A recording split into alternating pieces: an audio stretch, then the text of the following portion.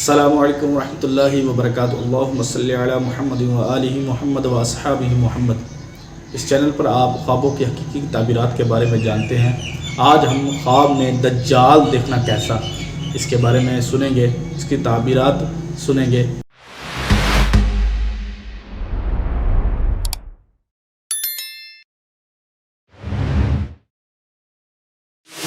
حضرت سیدنا ابن سیرین رحمۃ اللہ تعالی فرماتے ہیں، اگر کوئی خواب میں دجال دیکھے ایسی جگہ پہ کہ اس کو اس جگہ کا پتہ بھی ہے، تو دلیل ہے کہ اس جگہ فتنہ بڑھے گا، جھوٹے لوگ پیدا ہوں گے اور خیر و برکت اٹھے گی۔ اور فرماتے ہیں کہ اگر کوئی دیکھے خواب میں کہ دجال اس کی طرف دوڑ رہا ہے، تو دلیل ہے کہ اس کے پیچھے مصیبت لگے گی، اسے چاہیے کہ وہ اپنا صدقہ کرے۔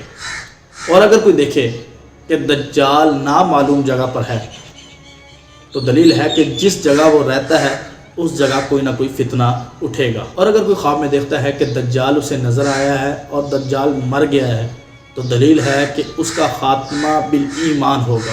اور اگر کوئی خواب میں دیکھتا ہے کہ دجال نے اسے پکڑ کر اپنی جہنم میں ڈال دیا ہے، تو دلیل ہے کہ اللہ تعالیٰ اسے جنت نصیب کرے گا۔